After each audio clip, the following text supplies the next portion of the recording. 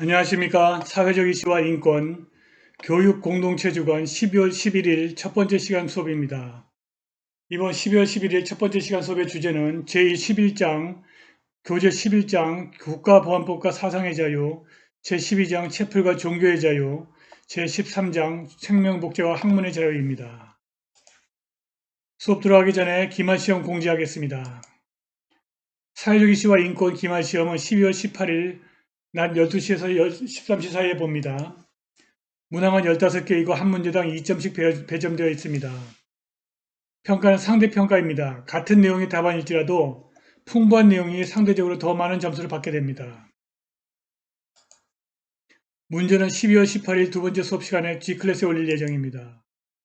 답안지 표지에 굵고 크게 사회적 이슈와 인권 2020년 2학기 기말시험 시험 답안지 이렇게 써야 합니다. 답안지 표지에 소속, 학번, 성명 기입하는 거 잊지 말기 바랍니다.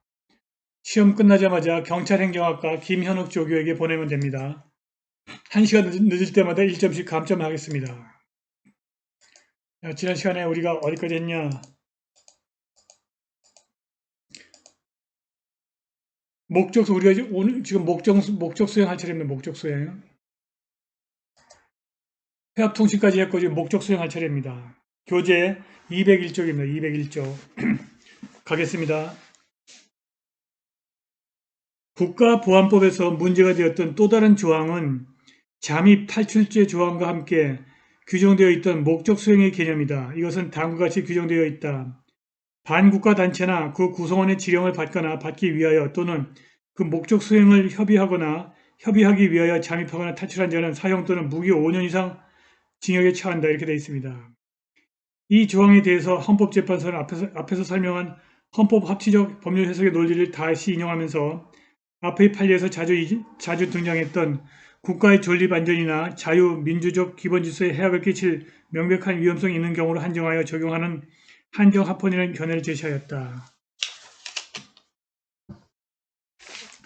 국가보안법 제6조 2항의 구성요건 가운데 목적 수행이라고 하는 개념은 다의적이고 그 적용 범위가 광범위하다. 목적 수행에는 정부 참칭이나 국가 변란으로 직접 이어지는 행위가 포함되면 물론 반국가 단체나 그 구성원의 존속 유지를 위한 모든 행위도 간접적으로는 목적 수행을 위한 행위로 평가될 수도 있다. 또한 이 조항은 같은 조 제1항의 경우와는 달리 반국가 단체의 지배하에 있는 지역으로부터 잠입이나 그 지역으로부터의 탈출을 그 요건을 하고 있지 아니하므로 잠입죄에 대해서는 잠입 전의 출발 장소에 탈출죄에 있어서는 탈출 목적지에 아무런 제한이 없다. 그만큼 적용의 범위가 확대되어 있음을 뜻한다. 따라서 이 조항은 문리 그대로만 해석하는 경우에는 정부 참칭이나 국가 변란에 실질적으로 관련성이 매우 희박하거나 그 중요성에 있어서 극히 사소한 것으로 인정되는 행위여서 그것이 국가의 존립, 안전이나 자유민주적 기본질서에 해악을 끼칠 위험성이 거의 없는 경우에도 적용될 소지가 없지 않다. 그러므로 이 사건 법률 조항은 그 소정의 행위가 국가의 존립, 안전이나 자유민주적 기본질서에 해악을 끼칠 명백한 위험성이 있는 경우에만 이를 적용하는 것으로서 그 적용 범위를 축소 제한하면 헌법에 합치한다. 이렇게 결정을 내렸습니다. 다음 6번째, 불고지죄. 이게 이제 가장 큰 문제가 된 건데. 이것이 이제 그 국가보안법하고 양심의 자유하고 겹쳐서 이게 문제가 될 수 있습니다. 불고지죄입니다. 양심의 자유를 침해하는 조항으로 문제되고 있는 국가보안법 규정은 제10조의 불고지죄다. 헌법재판소에서 문제가 되었던 1980년 불고지죄 조항은 다음과 같다. 제3조 내지 제9조의 죄를 범한 자라는 정을 알면서도 수사기관 또는 정보기관에 고지하지 아니한 자는 5년 이하의 징역 또는 200만 원 이하의 벌금에 처한다. 다만 본범과 친족관계에 있을 때에는 그 형을 감경 또는 면제할 수 있다. 이렇게 되어 있습니다. 그런데 헌법재판소는 불고지죄 조항에 대해서 다음과 같이 합헌이라고 결정했습니다. 불고지죄는 국가의 존립과 안전에 저해가 되는 타인의 범행에 대한 객관적인 사실을 고지할 의무를 부과할 뿐이고, 다시 읽겠습니다. 불고지죄는 국가의 존립과 안전에 저해가 된 타인의 범행에 관한 객관적인 사실을 고지할 의무를 부과할 뿐이고 개인의 세계관, 인생관, 주의, 신조 등이나 내심에 있어서의 윤리적 판단을 그 고지의 대상으로 하는 것은 아니므로 양심의 자유, 특히 침묵의 자유를 직접적으로 침해한 것이라고 볼 수 없을 뿐만이 아니라 국가의 존립 안전에 저해가 되는 죄를 범한 자라는 사실을 알고서도 그것이 본인의 양심이나 사상에 비추어 범죄가 되지 아니한다거나 이를 수사기관 또는 정보기관에 고지하는 것이 양심이나 사상에 어긋난다는 등의 이유로 고지하지 아니하는 것은 결국 부작위에 의한 양심 실현, 즉 내심의 의사를 외부에 표현하거나 실현하는 행위가 되는 것이고, 이는 이미 순수한 내심의 영역을 벗어난 것이므로 이에 대해서는 필요한 경우에 법률에 의해서 제한이 가능하다 할 것이다. 그리고 여러 가지 국내외 정세의 변화에도 불구하고 남북한의 정치 군사적 대결이나 긴장 관계가 여전히 존재하고 있는 우리의 현실 불고지죄가 보호하고자 하는 국가의 존립 안전이라고 하는 법익의 중요성, 범인의 친족에 대한 형사처벌에 있어서의 특례 설정 등 재반 사정에 비추어 볼 때 불고지죄 조항이 양심의 자유를 제한하고 있다고 하더라도 그것이 헌법 제37조 2항에 정한 과잉금지의 원칙이나 기본권의 본질적인 내용에 대한 침해 금지 원칙에 위반된 것이라고 볼 수 없다. 따라서 합헌이다 이런 얘기입니다. 한편 한국 국가인권위원회는 국가보안법의 폐지를 권고하면서 불고지죄가 양심의 자유를 침해한다고 결정하였다. 국가인권위원회는 아무 이런 걸 낼 권한이 없습니다. 나중에 이 교재 연구 끝나면 거기에 대해서 알아보겠습니다. 불고지죄는 국가보안법에 대한 비판적 가치평가를 허용하지 않을 뿐만이 아니라 친척이나 친구에 대해서도 신고하도록 하여 사회의 건전한 인륜도덕, 직업윤리에 반하도록 강제한다. 즉 어떤 일의 옳고 그름을 판단함에 있어서 그렇게 행동하지 아니하고는 자신의 인격적인 존재 자체가 허물어지고 말 것이라는 강력하고 진지한 마음의 소리, 사상, 양심을 자유롭게 형성 유지할 권리를 침해한다. 이것은 개소리입니다. 나중에 교재 연구 끝나면 알아보겠습니다. 최근 판례 보시겠습니다. 최근 판례 7번 최근 판례. 국가보안법에서 문제가 되고 있는 찬양, 고모, 잠입, 탈출, 회합, 통신, 목적, 수행의 개념에 대하여 헌법재판소의 견해는 최근의 결정에서도 그대로 유지되고 있다. 개정 법률은 불법행위가 되는 범위를 한정했으므로 합헌이라는 것이다. 이건 당연한 얘기입니다. 나중에 다른 자료를 통해서 이 국가인권위원회가 주장하고 있는 헛소리를 한번 알아보겠습니다. 다음 국가보안법에 법적인 문제가 있다고 하는데 어떤 법적인 문제가 있는지 알아보겠습니다. 국가보안법의 법률적 문제입니다. 첫 번째, 영토조항과 통일조항의 관계. 자, 헌법 제3조 영토조항입니다. 영토조항. 헌법 제3조에 따르면 대한민국의 영토는 한반도와 그 부속도서를 포함한다. 이렇게 되어 있습니다. 이것은 북한 지역도 대한민국의 영토란 뜻이다. 그런데 이거는 너무 억지 주장입니다. 우리가 그 헌법을 만들 때 그렇게 만들 수밖에 없었기 때문에 만들었지, 실제로 그렇게 주장하고 우리나라 현행 헌법 밑에 있는 법률이 이대로 하고 있는 것은 아닙니다. 하기 때문에 이것은 절대로 결코 이렇게 논란의 대상이 될 수 없는데 지금 억지 주장을 하고 있는 것입니다. 따라서 북한은 반국가단체이고 북한 주민은 반국가단체의 구성원이며 북한 지역은 반국가단체가 불법으로 점령하고 있는 지역이 된다. 미수복 지역. 이게 맞습니다. 그건 맞는 겁니다. 결국 제 헌법 3조에 따르면 북한은 하나의 국가로서 실체는 인정되지 않고 반국가 활동을 하는 불법적인 단체에 지나지 않게 된다. 이건 맞는 말입니다. 그러나 북한도 유엔에 인정한 국가이기 때문에 사실상 국가를 인정하고 있을 뿐이지 북한이 불법적인 단체가 아니라고 하는 주장을 할 수가 없는 것입니다. 그런 주장을 하려고 그러면 북한을 넘어가면 됩니다. 헌법 제4조 통일조항입니다. 한편 헌법 제4조에 따르면 대한민국은 통일을 지향하며 자유민주적 기본질서에 입각한 평화적 통일정책을 수립하고 이를 추진한다. 이것은 북한을 민족 통일을 위한 동반자로서 인정한다는 뜻이다. 더 나아가 북한에 대해서 하나의 국가로서 실체를 인정한다는 뜻으로 해석될 수 있다. 그것은 이 저자의 해석이지 이런 해석 나는 하지 않습니다. 헌법 제4조 통일조항은 대한민국은 통일을 지향한다는 것이지 통일을 당장 하겠다는 게 아닙니다. 네, 무슨 말씀 아시겠죠? 당장 통일을 하겠다는 게 아니라 통일을 앞으로 할 것이라고 지향한다는 것이지 통일을 지향한다고 해서 지금 현재 북한의 실체를 부인하는 것은 절대로 아닙니다. 북한의 실체를 인정한다는 뜻은 절대로 아닙니다. 다음 세 번째 해결 모델 보시겠습니다. 이 해결 모델은 이 저자의 해결 모델입니다. 하나의 헌법 안에서 북한에 대해서 국가로서의 실체를 인정하지 않는 조항과 인정하는 조항이 동시에 규정되어 있기 때문에 현행 헌법은 모순적 내용을 담고 있다. 그렇지 않습니다. 하나는 우리의 당위를 얘기하는 거예요. 하나는 현실의 실체를 인정하는 것이기 때문에 그것이 서로 모순된다고 볼 수는 없는 것입니다. 아무튼 읽어보겠습니다. 이러한 문제를 해결하기 위해서 특별법 우선의 원칙과 또는 신법 우선의 원칙과 같은 갈등 해결 규칙이 동원되기도 한다. 다시 말해서 영토 조항은 일반법이고 통일 조항은 특별법이기 때문에 특별법 우선 원칙에 따라서 통일 조항이 우선한다든지 영토 조항은 구법이고 통일 조항은 신법이기 때문에 신법 우선 원칙에 따르면 통일 조항이 우선한다는 것이다. 하지만 영토 조항과 통일 조항이 일반법과 특별법 또는 구법과 신법의 관계에 있는지는 대단히 의문스럽다. 결국 이러한 해결 방식들은 설득력 있는 대안이 될 수 없다. 한편 헌법재판소는 북한의 이중적 성격론으로 이 문제를 해결하라고 한다. 이게 맞는 겁니다. 즉 북한은 남한을 공격하려는 반국가단체 성격도 가지고 있고 민족 통일을 위한 동반자로서의 성격을 동시에 가지고 있다. 이게 맞는 말입니다. 이게. 이것도 빨간색으로 표시해 두세요. 따라서 북한의 반국가적 단체적 성격을 고려한 영토조항과 북한의 동반자적 성격을 고려한 통일조항은 서로 모순되지 않는 것입니다. 이게 맞는 말입니다. 대법원의 입장도 동일하다. 하지만 이러한 견해도 납득하기 어려운 점이 있다. 이것은 이 책의 저자의 주장입니다. 현실적으로 북한이 그런 이중적 성격을 보일지라도 이것을만으로 규범적으로 모순되는 규정을 두어도 되는 이유가 될 수는 없기 때문이다. 될 수 있습니다.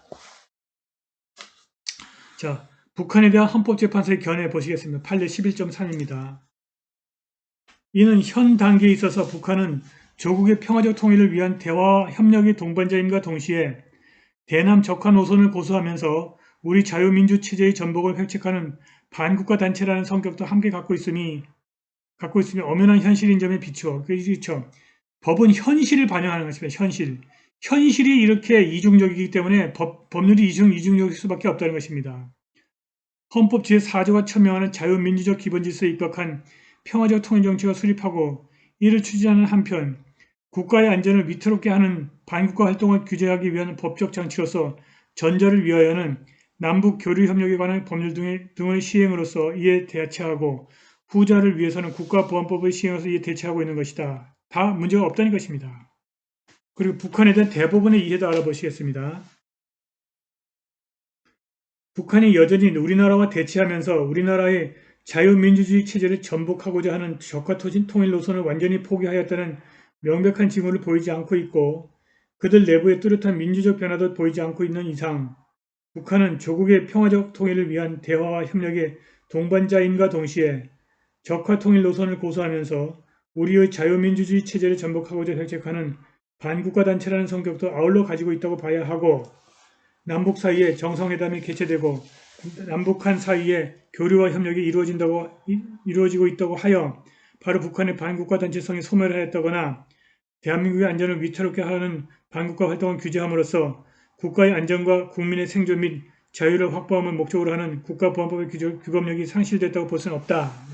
이렇게 되어 있습니다. 그 다음에 국가보안법과 남북교류협력법의 관계, 이 사람은 그것이 모순된다고 주장을 하고 있는데 한번 알아보겠습니다. 헌법이 북한에 대해서 모순적인 태도를 보이고 있는 상황은 헌법을 구체화하는 법률 등에서 나타난다. 북한을 반국가 단체를 전제하고 있는 국가보안법과는 달리 남북교류협력에 관한 법률은 북한은 교류협력의 파트너로 전제하고 있는 것 같이 다음과 같이 규정을 두고 있다. 이거 읽지 않겠습니다. 그런데 이 사람 보세요. 국가보안법과 남북교류협력법이 서로 모순된다고 주장하고 있습니다. 전혀 모순되지 않습니다. 왜냐하면 북한의 성격 자체가 국가보안법의 대상의 반국가 단체이기도 하고 우리가 남북교류협력의 대상이기도 하기 때문에 그런 것이지 이 두 법이 서로 모순된다고 보는 것은 너무 지나친 것입니다. 아무튼 읽어보겠습니다. 이 조항을 통하여 207쪽입니다. 그 법령 밑에입니다. 이 조항을 통하여 헌법의 수준에서 발생했던 충돌의 문제가 법률의 수준에서 더욱 분명하게 드러나지 않습니다. 국가보안법에 따르면 금지되었던 행위가 남북교류협력법에 따르는 허용되는 행위가 될 수도 있기 때문이다. 그것은 그렇지 않습니다. 국가가 인정하면 국가보안법에 따르면 금지가 되었다 하더라도 국가가 그것이 법률 위반이 아니라고 또 유권 해석을 내리면 아무 문제가 없는 것입니다. 이것은 두 가지 법률의 규율을 받는 구성원들에게 매우 혼란스러운 기준을 제공할 뿐만이 아니라 제공하지 않습니다. 왜냐하면 국가가 유권 해석을 내리기 때문에 자의적으로 두 가지 법률을 적용하면 구성원들의 기본적인 인권을 침해하고 매우 정의롭지 못한 결과를 초래할 수도 있다. 그렇지 않습니다. 그럼에도 불구하고 헌법재판소는 국가보안법과 남북교류협력법은 입법 목적과 규제 대상이 다르기 때문에 서로 양립할 수 있다고 한다. 한번 읽어보겠습니다. 남북한 교류협력법의 합헌성입니다. 남북교류협력에 관한 법률은 기본적으로 북한을 평화적 통일을 위한 대화와 협력의 동반자로 인정하면서 남북 대결을 지양하고 자유왕래를 위한 문호 개방의 단계를 나아가기 위하여 종전에 원칙적으로 금지되었던 대북한 접촉을 허용하며 이를 법률적으로 지원하기 위하여 제정된 것으로서 그 입법 목적은 평화적 통일을 지향하는 헌법의 제반 규정에 부합하는 것이다. 판례 11.6입니다. 국가보안법과 남북교류협력법의 관계. 두 법률은 상호 그 입법 목적과 규제 대상을 달리하고 있는 것이므로 남북교류협력법에 관한 법률 등이 공포 시행되었다 하여 국가보안법의 필요성이 소멸되었다거나 북한의 반국가 단체성이 소멸되었다고 볼 수 없다. 이렇게 되어 있습니다.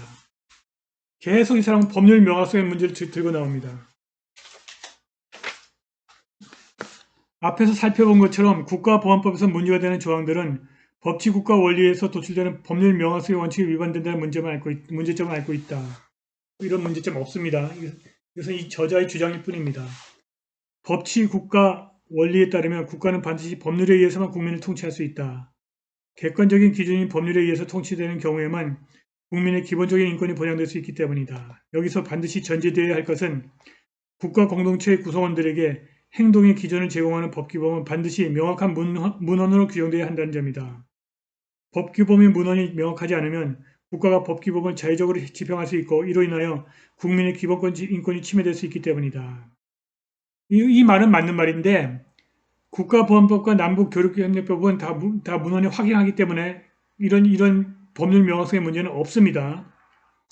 계속 읽어보겠습니다. 헌법재판소의 판례들은 문제가 된 국가보안법 조항들이 법률 명확성의 원칙에 위반될 수 있다는 점을 지적하고 있다. 그러면서도 국가의 존립과 안전이나 자유민주적 기본질서에 해악을 끼칠 명백한 위험성이 있는 경우에만 적용한다는 전제조건을 달아 축소 해석하면 한정적으로 합헌이 될 수 있다고 판단한다. 그 정도로 하겠습니다. 그럼 이 저자가 주장하는 합리적 대안이 뭔지 한번 보겠습니다. 한번 우리가 비판적으로 한번 이 사람의 글을 읽어보겠습니다.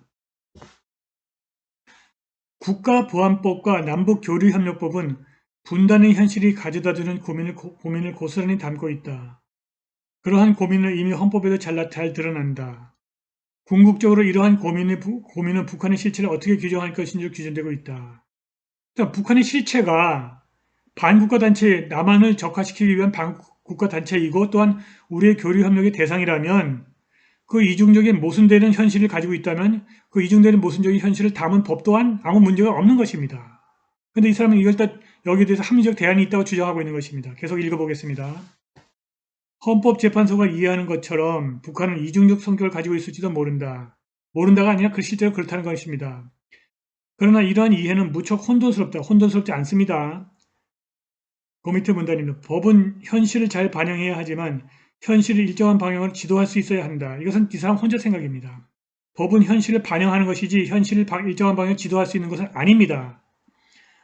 법규범은 혼돈스러운 현실에 일관되고 명확한 지침을 제시할 수 있어야 된다. 그렇지 않습니다. 법은 현실을 반영하면 그만입니다. 그렇기 때문에 법규범의 이 책의 저자는 사상적으로 상당히 문제가 있는 사람이야. 그렇기 때문에 법규범에 의해서 북한은 국가든지 국가가 아니든지 둘 중에 하나가 되어야 된다. 그렇지 않습니다. 북한은 국가일 수도 반국가 단체일 수도 있고 유엔이 인정하는 국가일 수도 있고 그것이 바로 북한의 이중적인 현실입니다. 법은 그 북한의 이중적 현실을 반영하고 있을 뿐입니다. 전혀 문제가 없습니다. 국가이면서 동시에 국가가 아니라고 하는 논리학의 기본 법칙에도 어울리는 명제를 헌법에 담고 있는 것은 심각한 문제다. 이것은 형식 논리의 문제지 전혀 실질적인 논리는 아닙니다. 따라서 헌법은 북한을 국가로 규정하든지 아니면 국가가 아닌 것을 규정하는 방식으로 개정되는 것이 타당하다. 그렇지 않습니다. 그렇지 않습니다. 계속 뭐 혼란스러우니까 여기는 넘어가도록 하겠습니다. 우리가 요걸 내려가서 저 국가인권위원회가 어떤 문제, 어떤 생각을 갖고 있는지 알아보겠습니다.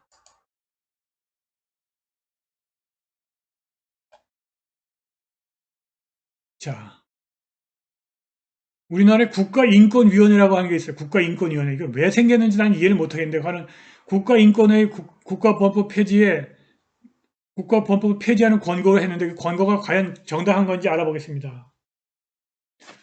국가인권위원회 김창국이라는 이 사람이 저 사상범입니다. 옛날에 김창국이라는 자가 국가위원회 위원장인데 지난 8월 31일 2004년입니다. 오래됐습니다. 전원위원회를 열어서 국가범법 폐지를 국회의장과 법무부 장관에 권고했습니다. 권고할 것을 결의했습니다. 그 근거가 뭔지 알아보겠습니다. 첫째, 국가보안법이 법률적 규범력이 부족한 점이라는 들었다. 국가보안법이 법률적 규범력이 부족하다. 제정 과정에서부터 태생적인 문제점 아니고 있을 뿐만 아니라 수차례 개정 과정에서 국민적 합의 없이 절차적 정당성을 결여한 제정이 이루어졌다. 전혀 근거가 없는 얘기입니다. 두 번째로 국회에서 법을 만들었는데 절차적 정당성을 결여했다는 게 말이 됩니까? 이 사람은 사상법에 문제가 많은 사람이야. 국회가 법을 만들었는데 그걸 어떻게 절차적 정당성이 없다고 얘기할 수 있겠습니까? 두 번째로 국가보안법이 행위형법의 원칙에 적격되며 죄형법정주의에 위배되고 사상과 양심의 자유, 표현의 자유 등 헌법에 대한 규정, 인간의 존엄성을 심각하게 침해 소지가 많다는 점을 우려했다. 구체적인 근거를 제시하고 있지 않습니다. 인권위원회가 폐지하는 권고할 수 있다는 것은 국가보안법이 폐지되더라도 형법 등 다른 형벌법규로 대체가 가능해서 처벌 공백이 거의 없다고 판단했기 때문이다.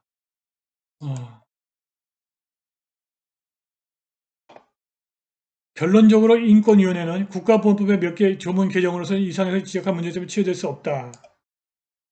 자, 인권위원회 폐지 공고문을 정리해 보겠습니다. 2001년이 언제입니까? 이게 김대중이가 대통령이 되고 나서부터 국가인권회가 생겼고 이놈들이 국가보안 폐지를 집요하게 노리고 추진하고 있습니다. 무엇을 판단 기준으로 증거로 삼았는가? 흔히 김창국이라고 하는 위원장은 8월 24일 기자회견에서 흔히 국보법이라고 하면서 이념 논정을 떠올리는 사람들이 있지만 그것과 달리 전적으로 인권의 차원에서 접근했다. 인권의 차원. 자, 국가보안법이 왜 문제가 되는가? 태생적 한계.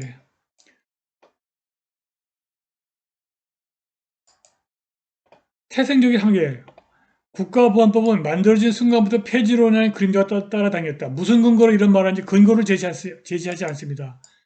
결과적으로 37대 69 표체로 부결됐다. 부결됐으면은 무슨입니까? 태생적인 한계는 해소된 것입니다. 예. 국가보안법은 형법 제정과 함께 폐기법이었다. 무슨 소리인지 모르겠습니다. 예. 국가보안법은 전복을 위한 어떤 시도만 해도 처벌받을 수 있는데 그것이 잘못됐다면 시도를 왜 처벌 못합니까? 그건 말이 안 되는 것이죠. 반인권적 네 번째 국가보안법이 반인권적 조항을 담고 있다는 것이죠. 반인권적. 국가보안법 조항들은 죄형 법정주의에 반한다. 예를 들어서 제2조, 3조, 4조 반국가단체 구성원이라는 이유만으로 또 범죄 행위 실행 전 단계 예비 음모까지 광범위하게 처벌하도록 하고 있어 행위형법의 원칙에 위반되는 것이다. 이게 문제라는 이게 무슨 말이냐. 반국가단체의 구성원, 반국가단체인 걸 알면서도 거기에 가입했다. 그런데 왜 그 처벌을 할 수 없다는 것입니까? 말이 안 되는 소리입니다. 또 범죄 실형 전 단계 예비 음모까지 광범위하게 처벌하도록 그러겠다. 그러면 범죄 예방을 어떻게 하라는 얘기입니까? 이 국가위원회는 폐지되어야 됩니다. 범죄 행위 보세요.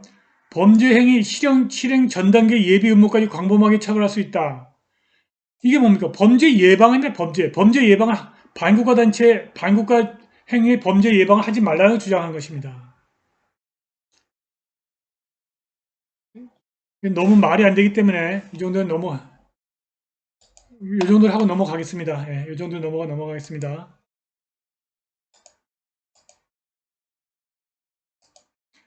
자, 채플과 종교의 자유로 넘어가겠습니다. 채플과 종교의 자유로 넘어가겠습니다. 자, 여러분들, 우리 위덕대학교는 불교 대학이라서 여러분들도 이제 심학과 시술하는 수업을 다 듣고 있죠. 그리고 또 기독교 연세대학 이런 기독교 대학은 또 채플, 예배를, 기독교 예배를 학교에서 봅니다. 그런데 이것이 종교의 자유를 침해한다고 하는 그런 주장입니다. 한번 보시겠습니다. 213쪽입니다. 나는 기독교인도 아닌데 왜 채플에 들어가야 하죠? 기독교 학교인 줄 알고 갔다면 당연히 채플에 들어갔어야죠. 우리는 채플을 거부하다가 퇴학당한 학생을 기억한다. 그는 인권의식이 투철한 모범 학생인가 아니면 학칙을 위반한 불량 학생인가? 학생은 종교를 강요당했다고 주장한다. 학교는 설립 이념을 실천했을 뿐이라고 대답한다.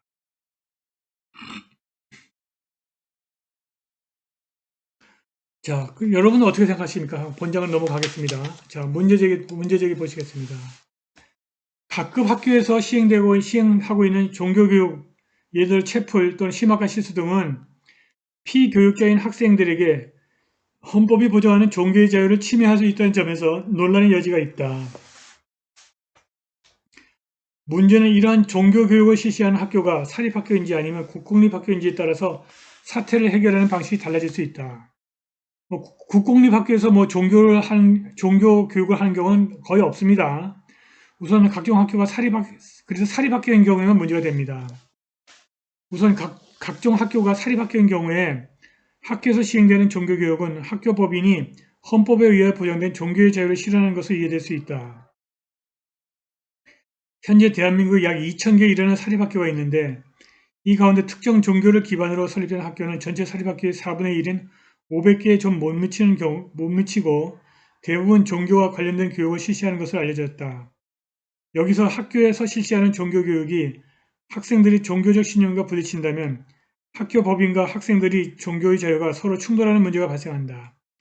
결국 이 문제는 상호 충돌하는 기본권을 조화롭게 제한됨으로써만 해결될 수 있다. 어떻게 서로 이렇게 조화롭게 할 수 있는지 알아보겠습니다.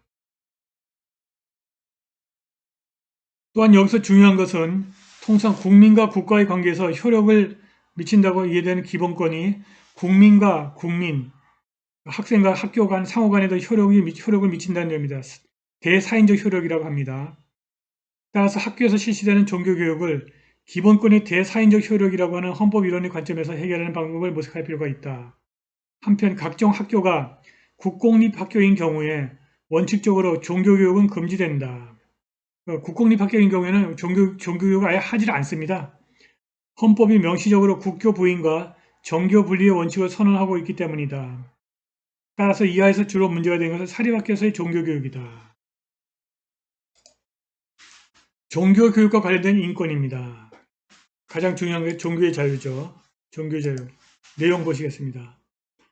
특정한 종교에 관한 교육을 받지 않을 자유는 종교의 자유에 의해서 보장된다. 일반적으로 종교의 자유는 신앙의 자유, 종교의식의 자유, 종교교육 및 선교의 자유, 종교적 집회, 결사의 자유를 내용으로 한다. 첫째, 신앙의 자유는 일정한 종교적 신앙을 갖거나 갖지 않을 수 있는 자유를 말한다. 둘째, 종교의식의 자유는 종교와 관련된 의식을 실시하고 진행하며 참여할 수 있는 자유이다. 셋째, 종교교육 및 선교의 자유는 일정한 종교에 대해서 교육을 하거나 전파할 수 있는 자유를 뜻한다. 넷째, 종교적 집회 결사의 자유는 종교와 관련된 집회를 가지거나 단체를 구성할 수 있는 자유를 말한다. 결국 종교 교육과 관련하여 특정한 종교에 관한 교육을 받지 않을 자유는 종교의 자유의 내용 가운데 특정한 종교적 신앙을 강요당하지 않은 신앙의 자유와 특정한 종교 목적을 위해서 집회에 참석하지 않은 종교적 집회의 자유에 의해서 보장된다. 그럼 종교의 자유를 제약하는 행위는 어떤 것이 있는가 알아보겠습니다. 이러한 종교의 자유를 제약하는 행위로는 다음과 같은 것이 있다. 첫째, 특정한 종교적 신앙을 갖지 못하게 규제하거나 특정한 종교 신앙을 갖도록 명령 또는 강제하는 행위. 둘째, 특정한 종교와 관련된 의식을 허용하지 않거나 종교의식의 시간, 장소, 방법을 제한하는 행위. 셋째, 특정한 종교에 관한 교육이나 전파를 금지하거나 명령하는 행위. 넷째, 종교적 집회 또는 결사를 금지하거나 명령하는 행위 등이 그러한 제약 행위 등이 포함된다. 여기서 종교 교육과 관련하여 특정한 종교에 관한 교육을 받도록 강제하는 것은 원치 않는 종교적 교육에 노출됨으로써 신앙의 형성을 강제당하는 것이고 종교 교육을 위한 수업에 참석하도록 강제당하는 것을 뜻한다. 따라서 종교 교육의 강요는 특정한 신앙을 갖지 않은 자유에 대한 제약행위임과 동시에 특정한 종교적 집회에 참석하지 않은 자유에 대한 제약행위로도 이해된다. 그 다음에 국교 부인과 종교 분리의 원칙입니다. 한편 종교의 자유에 따르면 원칙적으로 국교는 부인되어야 한다. 그리고 정치와 종교는 분리되어야 한다. 헌법은 이와 같은 내용을 국교 부인의 원칙과 종교 분리의 원칙을 명시함으로써 선언하고 있다. 첫째, 국교 부인 원칙에 따르면 국가가 특정한 종교를 국교로 지정하여 재정적으로 지원하는 등의 특혜를 부여하는 것을 금지된다. 둘째, 종교 분리 원칙에 따르면 국가가 종교에 간섭한다든지 종교가 국가에 간섭하는 것은 금지된다. 예를 들어서 국가가 특정 종교에 관한 교육을 실시하거나 국가의 의식을 특정한 종교의식에 따라 거행하는 것, 특정 종교의 기념일을 국정 공휴일로 지정하는 것 등은 금지된다. 그런데 석가탄신일이나 크리스마스처럼 종교적 의미보다는 문화적 의미가 더 강한 경우에는 예외다 이런 얘기입니다. 따라서 국공립학교의 경우에 특정 종교에 대한 교육을 실시하거나 심지어 학칙상의 졸업 요건으로서 종교교육에 대한 의무를 규정하는 것은 금지되고 있습니다. 그런데 이러한 종교의 자유에 대한 종교의 자유를 제한할 수 있습니다. 종교의 자유가 제한될 수 있는 기본권인지에 대해서 논란이 있다. 종교의 자유가 신앙의 자유처럼 내면적인 자유인 경우에는 결코 제한될 수 없는 절대적 기본권이라는 견해도 있고 내면적인 자유의 경우에도 제한될 수 있다는 견해가 있다. 한편 종교적 신앙을 외부에 표현하는 종교의식, 종교교육 및 종교전파, 종교적 집회, 결사의 자유는 제한될 수 있다는 점에 대해서는 대체로 의견이 일치된다. 이에 따르면 종교의 자유는 국가안전보장, 질서유지 또는 공공복리와 같은 공익적 목적을 위하여 제한될 수 있다. 또한 다른 사람의 기본권이나 헌법적인 법익을 침해하는 종교의 자유도 제한될 수 있다. 예를 들어 교통을 방해하는 종교의식은 질서 유지를 위하여 제한될 수 있고 또한 다른 사람의 종교와 자유를 침해하는 종교교육은 제한될 수 있다. 사립학교에서 실시되는 종교교육의 경우처럼 학생의 기본적인 인권과 학교의 기본적인 인권이 충돌하는 경우에 이것을 기본권 충돌이라고 한다. 그리고 이것을 공익적 목적을 위하여 기본권을 제한하는 기본권의 제한과 구별하기도 한다. 하지만 기본권과 기본권이 서로 충돌하는 경우는 기본권이 공익적 목적에 의하여 제한되는 경우와 구조적으로 다르지 않다. 기본권과 기본권이 서로 충돌하는 경우에도 이러한 기본권들을 제한하여 조화롭게 실현되어야 하는 것처럼 기본권이 공익적 목적에 의하여 제한되는 경우에도 기본권과 공익적 목적을 제한하여 조화롭게 실현되어야 하기 때문이다. 따라서 기본권이 충돌이든 기본권의 제한이든 서로 충돌하는 이익이 있고 이런 이익들이 조화롭게 실현되기 위하여 모든 이익들이 제한되어야 한다는 점에서 공통되기 때문에 양자를 구별하지 않는다.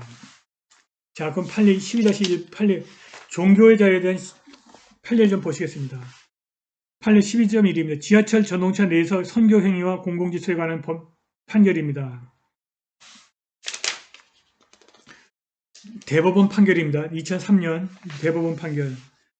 헌법 제20조 제1항이 보장하는 종교의 자유에는 자기가 신봉하는 종교를 선전하고 새로운 신조를 규합하기 위해서 선교의 자유가 포함되고 공공장소 등에서 자신의 종교를 선전할 목적으로 타인에게 그 교리를 전파하는 것 자체는 이러한 선교의 자유의 한 내용을 당연히 이루는 것이라고 볼 것이며 따라서 헌법이 보장하고 있는 이러한 종교의 자유의 허용 범위와 내용에 더하여 경범죄 처벌법의 적용에 있어서 국민의 권리를 부당하게 침해하지 아니하도록 세심한 주의를 기울여야 한다는 경범죄 처벌법 제4조 소정의 입법 정신을 아우려 고려할 때 불가불 타인의 주목을 끌고 자신의 주장을 전파하기 위하여 목소리나 각종 음향기구를 사용하여 이루어지는 선교행위가 경범죄 처벌법 제1조 제26호 소정의 인근 소란 행위의 구성 요건에 해당되어 형사처벌의 대상이 된다고 판단하기 위해서는 당해 선교 행위가 이루어진 구체적인 시기와 장소, 선교의 대상자, 선교 행위의 개별적인 내용과 방법 등 재반 정황을 종합하여 그러한 행위가 통상 선교의 범위를 일탈하여 다른 법익의 침해에 이를 정도가 될 것인지 여부를 법익 간의 비교 교량을 통하여 사안별로 엄격하게 판단해야 한다. 이렇게 되어 있습니다. 그 다음에 국기에 대한 경례와 종교의 자유에 대한 판례입니다. 김해여자고등학교는 1950년 총제 430호 국무총리 국기에 대한 경례 통첩과 이에 의한 문교부의 국기에 대한 예절에 관한 지시 및 1973년도 고등학교 학생 교련교육 지침서에 따라 국기에 대한 예절은 국기에 대한 경례의 구령으로 시작되어 경례 방법은 제복, 제모를 착용한 학생들은 거수 경례를 하도록 되어 있는데 위 학교의 학생인 원고들이 나라의 상징인 국기의 존엄성에 대한 경례를 우상숭배로 단정하고 그 경례를 거부한 것은 국기 예절에 관한 위 학교의 교육방침에 위배되는 행위로 보아 퇴학 처분한 징계처분은 적법하다고 판단했습니다. 부부간의 신앙의 자유가 어떻게 되냐 알아보겠습니다. 신앙의 자유와 부부생활. 신앙의 자유는 부부라고 하더라도 이를 침해할 수 없는 것이지만 부부 사이에는 서로 협력하여 원만한 부부생활을 유지하여야 할 의무가 있으므로 그 신앙의 자유에는 일정한 한계가 있다 할 것인 바 처가 신앙생활에만 전념하면서 가사와 육아를 소홀히 한 탓에 혼인이 파탄에 이르게 되었다면 그 파탄의 주된 책임은 처에 있는 것을 보아야 할 것이다. 이렇게 됐습니다. 종교의 자유와 질서 유지의 관계입니다. 종교의 자유, 이렇게 종교도 이렇게 제한될 수 있다는 얘기입니다. 종교의 자유는 인간의 정신세계의 기초를 둔 것으로서 인간의 내적 자유인 신앙의 자유를 의미하는 한도 내에서는 밖으로 표현되지 아니한 양심의 자유에 있어서와 같이 제한할 수 없는 것이지만 그것이 종교적 행위로 표출되는 경우에 있어서는 대외적 행위의 자유이기 때문에 질서 유지를 위하여 당연히 제한을 받아야 하며 공공복리를 위하여서는 법률로서 이를 제한할 수도 있다. 세칭 승리재단 교주가 신도들로부터 헌금 명목을 금원을 교부받는 것은 사기죄로 인한 처단한 사례가 되겠습니다. 자, 그럼 종교의 자유에 대한 제한의 정당화, 어떤 경우가 정당한 건지 알아보겠습니다. 종교의 자유가 공익적인 목적을 위하여 그리고 다른 사람의 기본권이나 헌법적인 법익을 위하여 제한하는 경우에도 그 제한에는 또 다른 제한이 또 따른다. 앞에서 여러 차례 설명한 것처럼 기본권 제한에 대한 관한 헌법적인 원칙인 비례성의 원칙에 따른 제한만이 가능하다는 것입니다. 자, 학교의 인권과 적합성의 원칙입니다. 기본권 제한을 위한 일정한 목적의 실현에 가장 효과적인 방법을 선택하도록 요청하는 적합성의 원칙에 따라서 학교 법인의 종교의 자유를 실현한다는 목적을 고려한다면 학교에서 실시되는 모든 형태의 종교교육은 허용되어야 한다.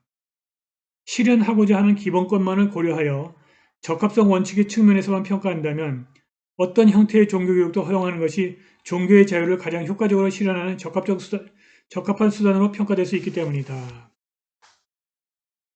두 번째, 학생의 인권과 필요성의 원칙입니다. 하지만 학교 법인에 종교의 자유를 실현하는 모든 형태의 종교교육을 허용하는 경우에 학생에게 보장되어야 하는 종교의 자유는 또 침해될 수가 있습니다.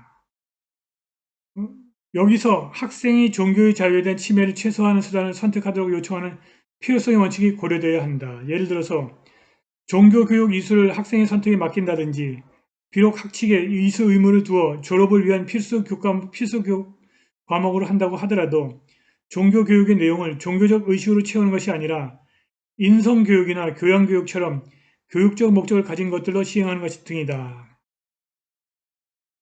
자, 그럼 학교의 종교교육과 인권이 충돌할 경우 이걸 어떻게 조화롭게 하느냐, 좁은 의미의 비례성의 원칙에 대해서 알아보겠습니다.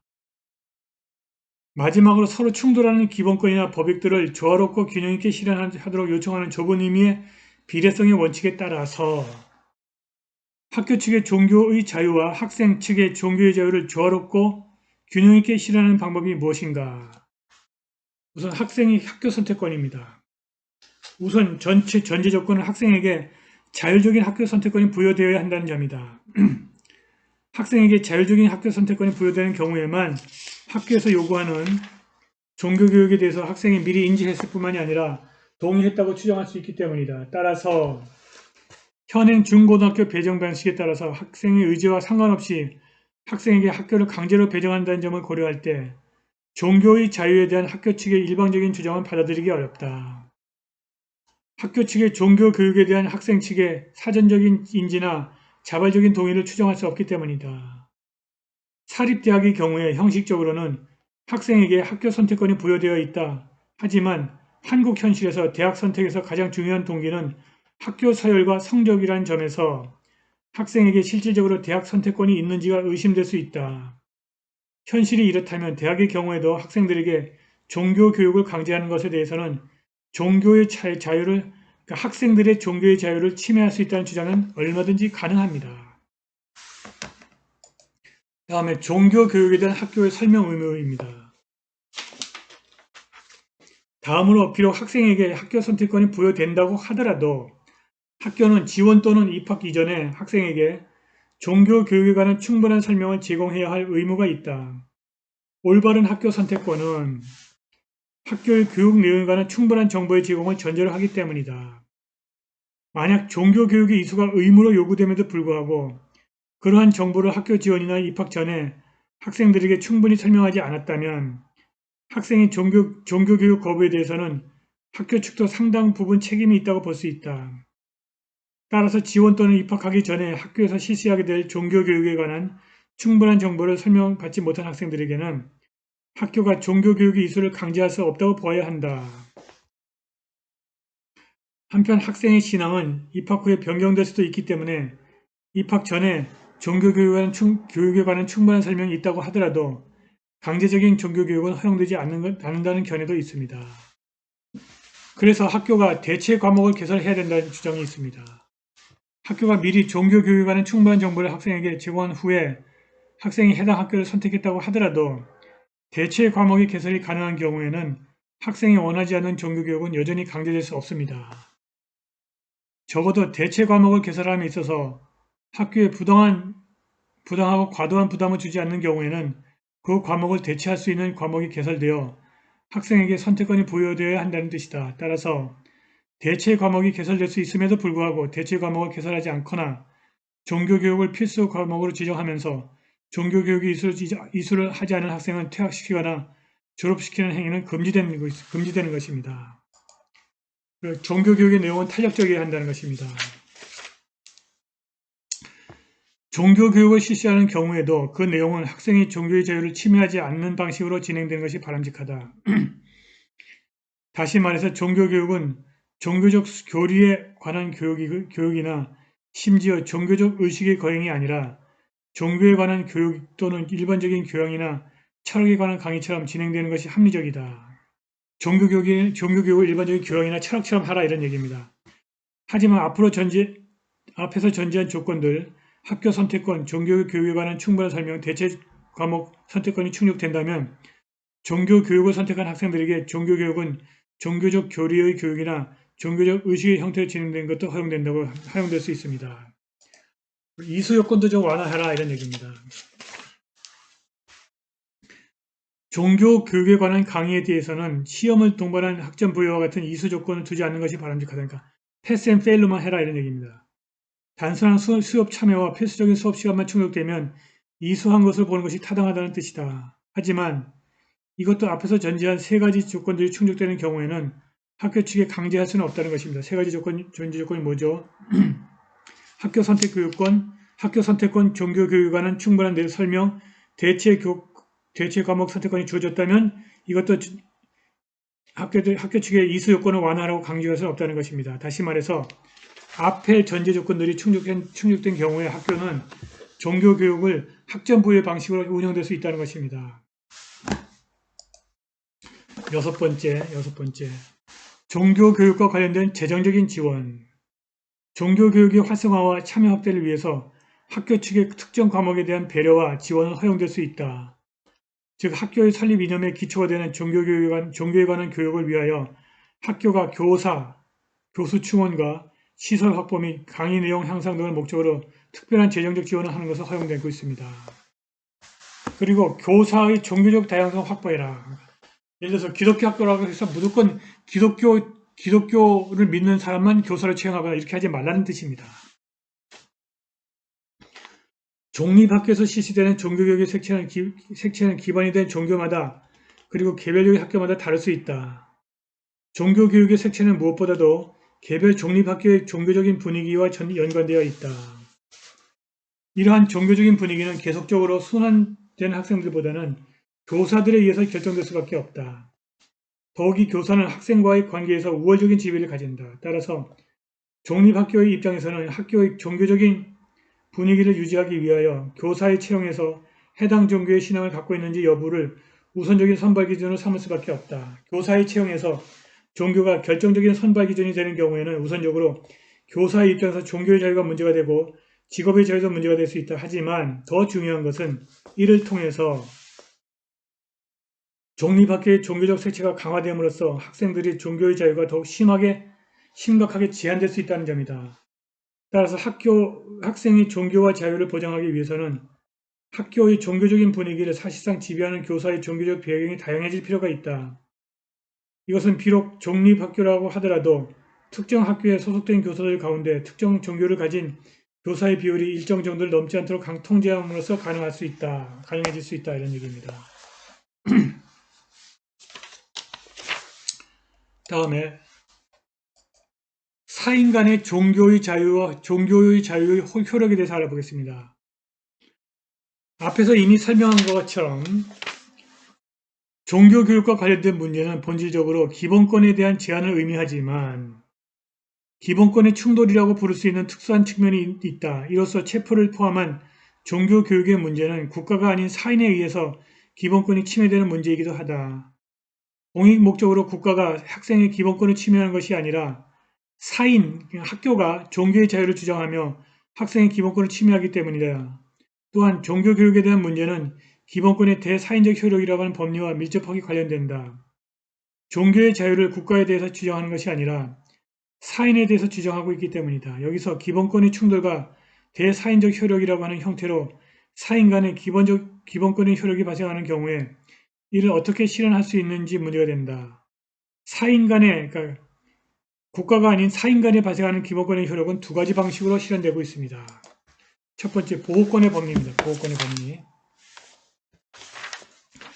기본권의 충돌에 있어서 사인 간에 발생하는 기본권의 효력은 보호권의 법리, 즉 국민은 자신의 기본권을 침해하는 제3자로부터 국가의 보호를 청구하는 권리를 가진다는 법리에 따라 실현될 수 있다. 이 법리에 따르면 국가는 사인의 기본권을 침해하는 자를 형법상 처벌함으로써 다른 사람의 기본권을 침해하는 제3자의 행위로부터 국민을 보호한다. 결국 이 법리에서 중요한 것은 기본권의 보호와 관련된 입법자의 형사법 제정에 관한 의무이다. 체포의 문제와 관련하여 예를 들어 입법자가 학생의 종교의 자유를 보호하기 위해서 체포를 강요하는 행위를 형사처벌할 수 있는 입법을 하면 학생의 종교의 자유에 대한 학교의 침해가 예방될 수 있다는 것입니다. 물론 종교교육을 강요하는 행위에 대해서 처벌이 지나치다고 판단할 경우에는 입법자는 처벌에 관한 형사법이 아니라 손해배상에 대한 민사법의 제정으로 학생의 종교의 자유를 보호할 수도 있습니다. 다음에 두 번째, 대사인적 효력의 권리입니다. 법리입니다.